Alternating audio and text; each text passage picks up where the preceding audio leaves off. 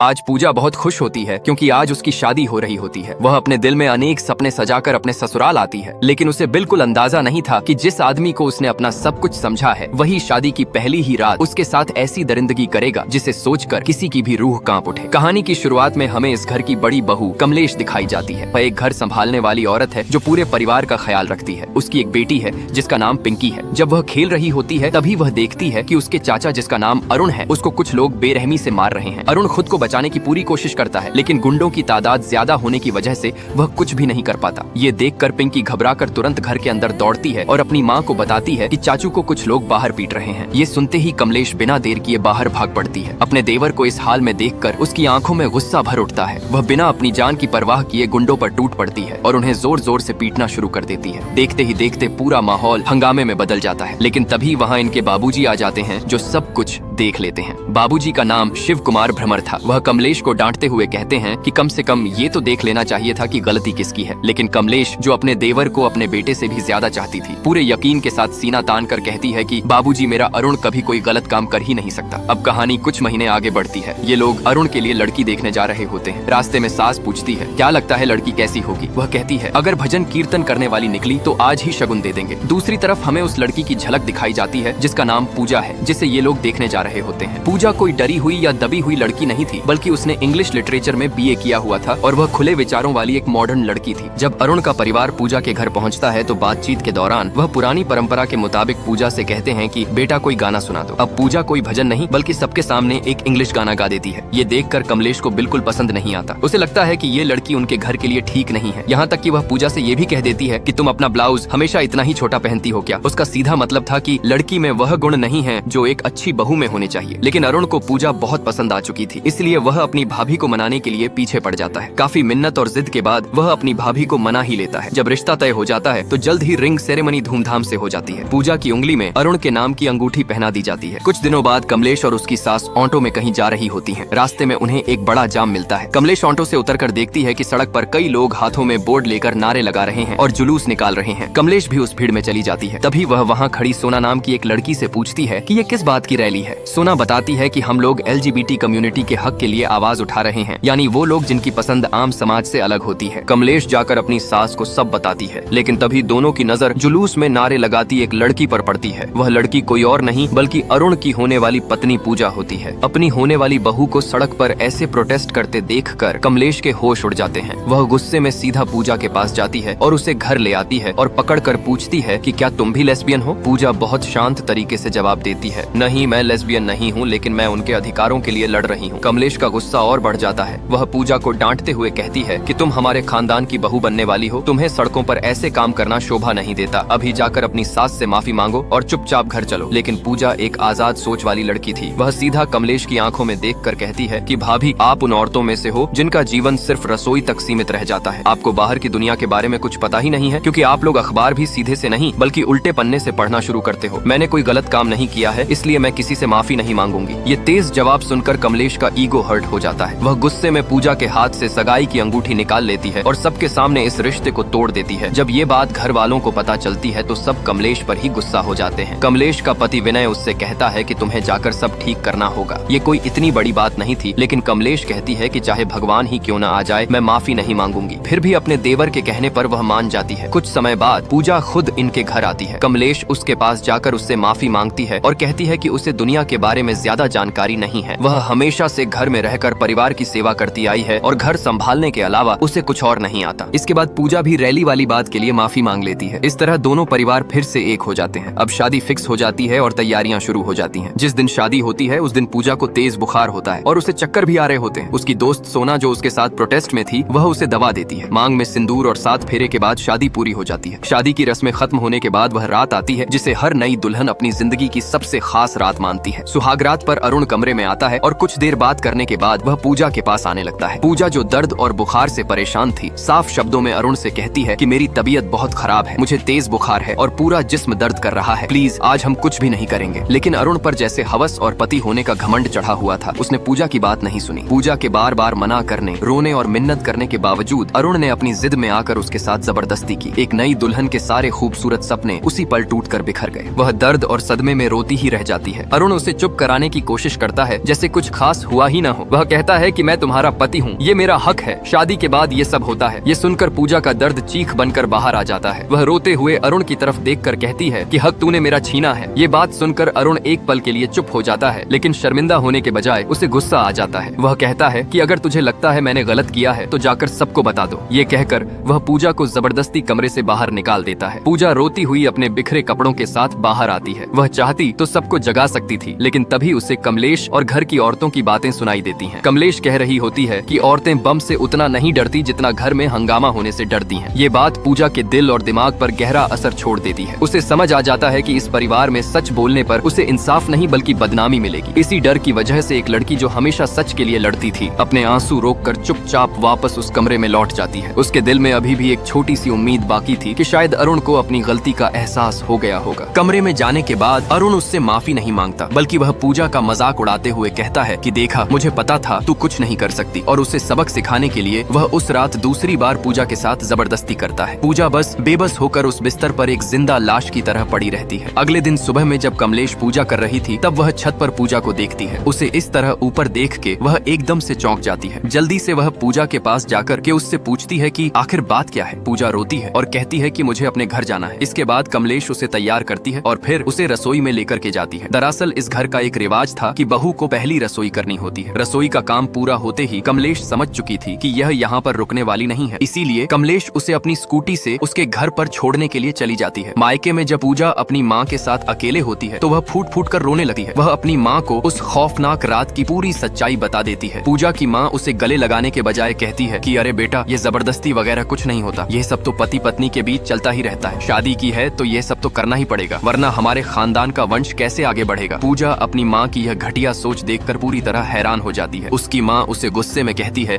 कि तुझे अपने ससुराल वापस जाना ही होगा। अगर तूने कोई तमाशा किया तो समाज में हम लोग का क्या इज्जत रहेगी। अब पूजा के पास कोई रास्ता, कोई उम्मीद नहीं बची थी। वह बिना मन से कमलेश के साथ वापस अपने ससुराल की तरफ लौटने लगी है, लेकिन रास्ते में पूजा खुद को रोक नहीं पाती। वह वॉशरूम जाने का बहाना बनाती है और वहाँ से चुपचाप भाग जाती है। पूजा के गायब होते ही पूरे घर में अफरा तफरी मच जाती है। कमलेश पागलों की तरह उसे हर जगह ढूंढती है, लेकिन जब पूजा कहीं नहीं मिलती तो कमलेश पूजा की उसी दोस्त सोना के पास उसके एनजीओ पर जाती है। लेकिन सोना को भी नहीं पता होता है कि पूजा कहाँ है, लेकिन वह उसे ढूंढने का वादा करती है। बातों बातों में कमलेश सोना से पूछती है कि तुम्हारा यह एनजीओ करता क्या है। सोना बताती है कि वह उन औरतों की मदद करते हैं जो घरेलू हिंसा या रेप का शिकार होती हैं। कमलेश यहाँ अपनी पिछड़ी हुई सोच दिखाते हुए विक्टिम को ही ब्लेमिंग करती है और कहती है कि औरतों को घर से ज्यादा बाहर नहीं निकलना चाहिए, तभी वह सेफ रहेंगी। लेकिन सोना उसे एक ऐसा जवाब देती है जो कमलेश की बोलती बंद कर देता है। सोना कहती है कि कमलेश जी, अगर औरतें अपने खुद के घर में, अपने खुद के बेडरूम में ही सेफ नहीं हो तो फिर वह कहाँ जाएं। जल्द ही सोना को पता चल जाता है कि पूजा एक सुनसान पार्क में बैठी है। इसके बाद सोना जाकर के पूजा से मिलती है और उससे पूछती भी है कि आखिर प्रॉब्लम क्या है, तुम हमें बता सकती हो। लेकिन पूजा उसे कुछ नहीं बताती है। वह डरी हुई थी, इसीलिए नहीं बता रही थी, या फिर उसे शर्म आ रहा था। सोना उसे अच्छे से समझाती है और उसका साथ देने के लिए भी तैयार थी। सोना कहती, अगर मुझे नहीं बताओगी तो कमलेश से बात कर सकती हो। तब तक कमलेश आ जाती है तो सोना वहाँ से चली जाती है। कमलेश उससे पूछती है कि आखिर तुम चाहती क्या हो, तुम्हारी प्रॉब्लम क्या है, आखिर इस तरह तुम घर छोड़कर कब तक भागोगी। पूजा हिम्मत जुटा करके कमलेश को बताती है कि अरुण ने मेरा रेप किया है। इतना सुनते ही कमलेश उसे एक थप्पड़ मार देती है और उससे कहती है कि मेरा अरुण ऐसा कर ही नहीं सका, और इसमें रेप वाली क्या बात हो गई, यह तो पति पत्नी के बीच में होता है। जिस पर पूजा कहती है कि मेरी सहमति भी होनी जरूरी है, मेरी मर्जी के खिलाफ उसने मेरे साथ जबरदस्ती किया। खैर,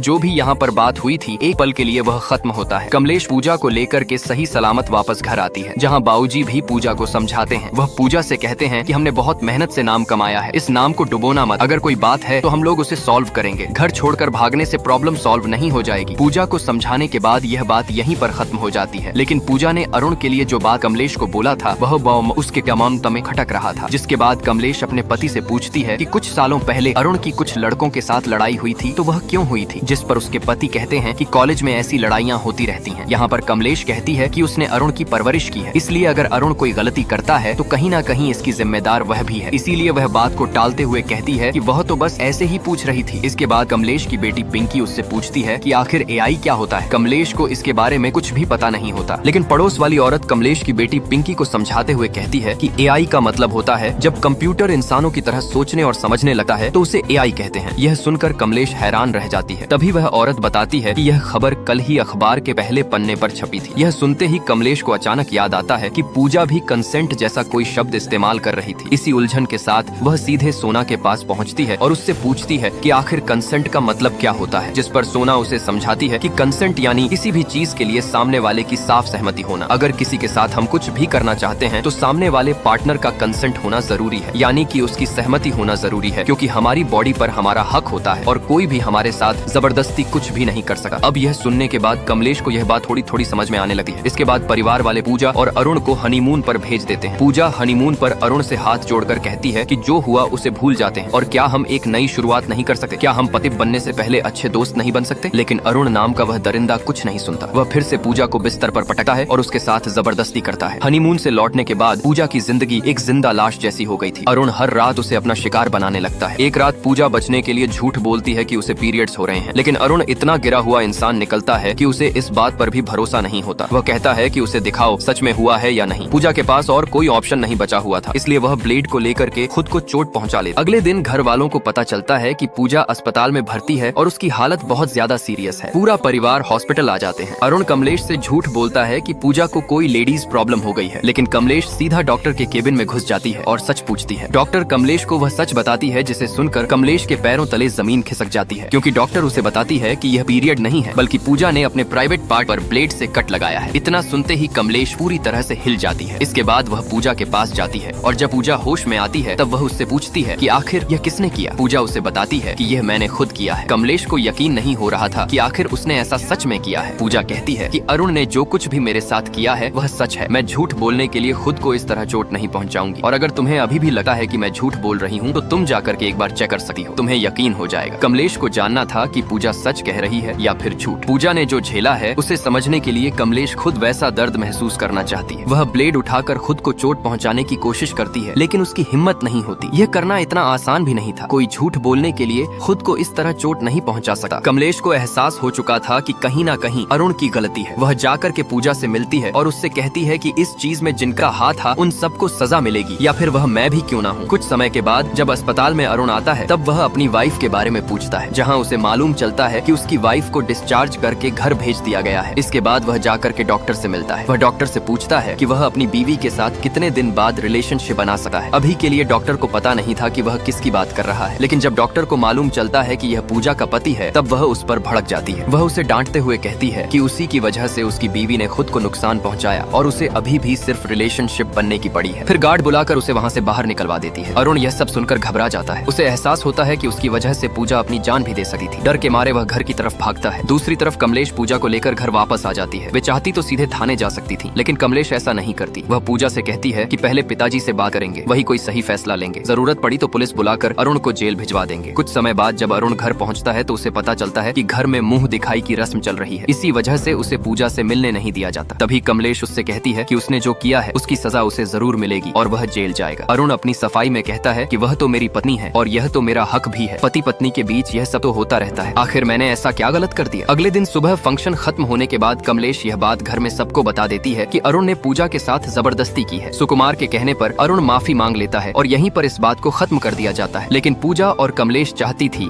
कि अरुण को सजा मिले, इसलिए कमलेश अकेले में बाबूजी से बात करती है। वह उनसे कहती है कि आप हमारी बातों को इस तरह नजरअंदाज नहीं कर सकते। कमलेश कहती है कि हम भी इस घर की बहुएं हैं, कम से कम हमारी बात तो मानी जानी चाहिए। अगर पूजा कुछ कह रही है तो वह झूठ नहीं बोल रही है। इस पर सुकुमार कहते हैं कि ठीक है, वह मानते हैं, लेकिन वह जानना चाहते हैं कि आखिर तुम चाहती क्या है। क्या तुम घर पर पुलिस बुलाना चाहती हैं? बाबूजी कहते हैं कि क्या तुम अरुण को जेल भिजवाना चाहती हो? उसने माफी मांग ली है और अब दोबारा ऐसा नहीं होगा। लेकिन कमलेश चाहती है कि अरुण को पुलिस के हवाले किया जाए। इस पर सुकुमार साफ मना कर देते हैं और कहते हैं कि ऐसा कभी नहीं होगा। हमारे घर की चौखट पर कभी पुलिस नहीं आई है और ना ही आएगी। यह सुनकर कमलेश थोड़ी देर सोचती है और फिर कहती है कि अगर आप कोई कदम नहीं उठाएंगे तो हमें उठाना पड़ेगा। यानी वह घर वालों के खिलाफ जाने को तैयार थी। इस पर सुकुमार कहते हैं कि अगर तुम्हें घर के खिलाफ जाना है तो पहले इस घर से बाहर निकलना होगा, क्योंकि घर में रहकर घर वालों के खिलाफ नहीं कर सकती हो। इसके बाद सुकुमार इनका बोरिया बिस्तर बांध देते हैं। पूजा, कमलेश और कमलेश की बेटी इन तीनों को घर से निकाल देते हैं। सुकुमार का मानना था कि वह कहीं नहीं जाएंगी, वह नादान है। देखना कुछ समय बाद लौट करके वापस हमारे ही चौखट पर आएंगी। सुकुमार का कहना भी बिल्कुल सही था। कमलेश वापस जाती है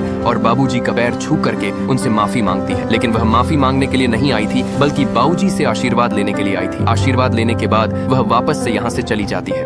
इन लोगों को लेकर के अपने नाना जी के घर पर जाती है। नाना जी से मिलने के बाद वह उन्हें सारी बातें बताती है। नाना जी इन्हें बताते हैं कि मैरिटल रेप नाम का आज तक कोई केस नहीं बना है, इस पर कोई नियम कानून नहीं लागू हुआ है, इसलिए हम कुछ नहीं कर सकते। लेकिन परिवार को सबक सिखाने के लिए हम उन पर दहेज का केस ठोक सकते हैं। इस केस में जल्दी बेल नहीं होता, पूरा परिवार महीनों तक जेल में पड़ा रहेगा। पूजा कहती है कि ठीक है दहेज का केस बना दो, लेकिन दिक्कत की बात यह थी कि इस केस में वे लोग भी जेल जाएंगे जिनकी कोई गलती नहीं थी। कमलेश यह नहीं चाहती थी, वह चाहती थी कि अरुण को उसके रेप की सजा मिले, दहेज की नहीं। लेकिन सिस्टम की लाचारी के आगे उन्हें दहेज का केस ही फाइल करना पड़ता है। केस फाइल होता है और अरुण के साथ साथ उसके माँ बाप भी जेल की सलाखों के पीछे पहुंच जाते हैं, लेकिन जल्द ही बेल हो जाती है। वहीं दूसरी तरफ सुकुमार अपने दोनों बेटों के साथ निकलता है, यह कहते हुए कि वह अपनी बहुओं को लेने जा रहा है। रास्ते में वह गाड़ी पूजा के घर की तरफ मुड़वाता है। विनय पूछता है कि वहाँ क्यों, तो सुकुमार कहता है कि जाने से पहले वह एक बार पूजा के पापा से मिलना चाहता है। घर पहुंचकर वह पूजा के पापा से अकेले में बात करता है और बाकी सबको बाहर भेज देता है और फिर अपनी असली चाल चलता है। वह कहता है कि पूजा घर आकर सबके पैर छूकर माफी मांगे, लेकिन पूजा के पापा मना कर देते हैं और कहते हैं कि वह अपनी बेटी को वापस नहीं भेजेंगे। तभी सुकुमार जबरदस्ती पानी में नींद की गोलियां मिलाकर उन्हें पिला देता है और पहले से ही हॉस्पिटल में कमरा भी बुक करवा देता है। यानी वह ऐसी पारिक एक ऐसी चाल चलता है कि उसे खुद कुछ करना भी ना पड़े और उसकी बहू खुद वापस आ जाए। तभी पूजा का भाई आकर बताता है पापा बेहोश हो गए हैं, और यह बात सुनते ही पूजा सीधे अस्पताल पहुंच जाती है, जहां अपने पापा की हालत देखकर पूजा टूट जाती है और रोने लगती है। तभी उसके पापा कहते हैं कि पूजा तुम्हें अपने ससुराल लौट जाना चाहिए। अरुण माफी मांगते हुए कहता है देखो ना पापा ने हमारी वजह से क्या कर लिया है, घर लौट चलो। वह कमलेश से कहती है मुझे घर वापस नहीं जाना। तभी पापा उसके आगे हाथ जोड़ने लगते हैं और वह वापस ससुराल चली जाती है। बहू वापस घर आ चुकी थी और घर में सब कुछ पहले की तरह बिल्कुल ठीक हो चुका था, लेकिन घर आते ही इस कहानी का सबसे बड़ा सरप्राइज सामने आता है। घर की वह बूढ़ी दादी जिसने सालों से अपने मुंह से एक शब्द नहीं निकाला था, वह अचानक बोल पड़ती है। अपने दोनों बहुओं से कहती है अगर इस समय शांत हो गए तो फिर से वही होगा। तुम्हारे साथ जो कुछ भी हो रहा है तुम्हें आवाज उठाना होगा, तुम्हें ज्यादा कुछ नहीं करना है, बस तुम्हारे साथ जो हो रहा है उसे लोगों के सामने बताना है। अगर लोगों के सामने बताने से डरोगे तो कुछ भी सुधार नहीं होगा। अभी भी समय है, तुम्हें अपनी चुप्पी तोड़ करके लोगों को सारी बातें बतानी है। सब कुछ ठीक हो गया था, इसलिए घर में एक पूजा पाठ का कार्यक्रम रखा गया था, जिसमें घर के और आसपास के पड़ोस के सारे महिलाएं और पुरुष आए हुए थे। यही पूजा के पास काफी अच्छा मौका था। वह लोगों को बताती है कि बिना मेरी मर्जी के अरुण ने मेरे साथ शारीरिक संबंध बनाया है, उसने मेरा रेप किया है और पहली बार नहीं बल्कि जब से शादी हुई है तब से वह मेरा रेप ही कर रहा है। अब तो मुझे उससे डर लगने लगा है। तभी सुकुमार खड़े होते हैं और पूजा को शांत कर देते हैं, यहाँ तक कि वह सभी लोगों को यहाँ से जाने के लिए बोलते हैं। लेकिन तभी कमलेश सभी औरतों को रोक देती है। सभी औरतों से कहती है कि इसके खिलाफ में हमें आवाज उठाना ही होगा। अगर हम आवाज नहीं उठाएंगे, हम नहीं बोलेंगे तो हम औरतों के साथ ऐसा होते ही रहेगा। हमारा तो गुजर गया, लेकिन हमारी बहन बेटियों के साथ जब ऐसा होगा तब उन्हें न्याय दिलाने के लिए कोई नहीं आएगा। उसी समय अरुण सामने से आकर के पूजा को यहाँ से चलने के लिए बोलता है। पूजा पीछे हटती है, तब वह उसे थप्पड़ भी मारने की कोशिश करता है, लेकिन कमलेश उसे रोक देती है। इसके बाद कमलेश ही उसे थप्पड़ मारती है। अब कमलेश अरुण से कहती है कि इन सब का फैसला सिर्फ कोर्ट में ही नहीं होगा बल्कि परिवार और समाज भी करेगा, और वह वही फैसला सुनाती है कि आज से अरुण के सारे हक खत्म और उसे पूजा के पैर छूकर माफी मांगनी होगी। कमलेश अरुण की आंखों में आंखें डालकर उसका बहिष्कार करते हुए कहती है कि आज के बाद इस घर की कोई भी औरत तुझसे कोई रिश्ता नहीं रखेगी, तू किसी भी पूजा में किसी भी रस्म में शामिल नहीं होगा, यहाँ तक कि जब मेरी बेटी पिंकी की शादी होगी तो तू उसकी डोली को कंधा भी नहीं देगा। आज तेरे उस बाप के अलावा तेरे साथ कोई खड़ा नहीं है। इसका मतलब है कि तू एक दरिंदा है। पूरे परिवार और समाज से खुद को कटा हुआ देकर अरुण का सारा गुरूर टूट जाता है और वह फूट फूट कर रोने लगा है। पूजा के पैरों में गिरकर गिड़गिड़ाता है कि मुझे माफ कर दो, मैं आगे से कभी ऐसा नहीं करूंगा, मैं बदल जाऊंगा। लेकिन पूजा अब वह बेबस लड़की नहीं थी। वह अपने पैर पीछे खींचती है और कहती है कि सिर्फ सॉरी बोलने से शरीर और जिस्म पर लगे जख्म नहीं भरते। आज तू माफी मांग रहा है, कल फिर से वही करेगा। मुझे पता है कि आज हमारे देश में मैरिटल रेप को लेकर कोई सख्त कानून नहीं है, लेकिन याद रखना जिस दिन इस देश में वो कानून लागू होगा सबसे पहला केस मैं तेरे खिलाफ ही करूंगी और मैं उम्र भर उस दिन का इंतजार करूंगी। और यह कहानी यहीं पर खत्म होती है।